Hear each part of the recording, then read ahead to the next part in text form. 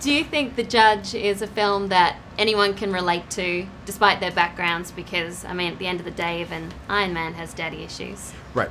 Well, that's what I've been hearing as we're having these screenings and you know, premieres and stuff, is folks say, you know, I'm not from a small town, but I just wanted to say that this really reminded me of ...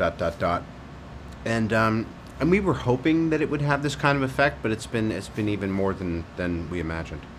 Well, instead of just sitting back and relaxing like you could, you've set up a production company and producing this movie. Yeah. Why in particular did you want to take The Judge and put it on screen? A, it's a departure from the kind of stuff I've been doing, but B, it's so entertaining. And so it's not really a courtroom drama or a family drama or a thing about first love or kind of a dysfunctional band of brothers. It's just a really, I think, well-executed piece of entertainment that's worth somebody going and paying to sit in a theater and watch. And that's kind of our credo, you know, is we're not trying to make important movies. We're not trying to, you know, do our passion projects, because sometimes those don't really line up with what me, you know, is just someone who, if I'm going to pay and go to see a movie, I want to get my money's worth. I don't want to, like, have you show me this movie that doesn't mean anything to me. Well, I like it because it has that great central relationship. Obviously, you and Mr. Duvall. I just geeked out a little bit because I've been watching all the Coppola movies lately and love him. What is it like going head-to-head with someone like him? Because I know you've been in, this is your third film with him, but this is the first time that you've actually worked together? And night and day. And I'm just looking at that poster with him kind of sitting in that authoritative position over me. Awesome.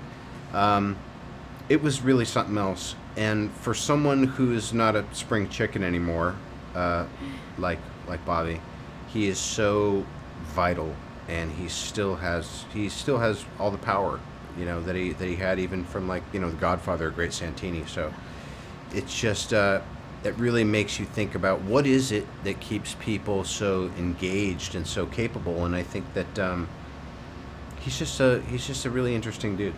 Yeah, I love him. He's so great.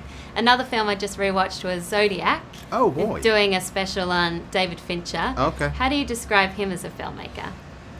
I genuinely love Fincher, and I'm so excited to see anything that he does, you know, come out. I remember, like, talking to him, and I was like, what are you doing? He's just making this Benjamin Button movie. I go, and how's it going? He goes, we're just waiting for a period car to start that's keeping 300 other cars from moving and doing the scene. And he has this thing where no matter how difficult something is, he's just patiently waiting, because ultimately he's a very exacting director, and he makes great films. And for you, with every new film, do you feel a new challenge? Do you look for something that will challenge you? Absolutely. And by the way, that goes from Marvel picture to, you know, if it's a new Iron Man or Avengers, but I really feel like The Judge is not that much of a departure for me, because it's a quality piece of entertainment. It has a broad appeal, and it's not disappointing to watch. And half the time I read all these great reviews for movies, and then I go see it and I go, based on what? This thing was boring. Yeah. It was terrible. But I feel like this is a real, like, audience film. Hey everyone, if you like this video, click that thumbs up button and make sure to subscribe to our AMC Movie News YouTube channel.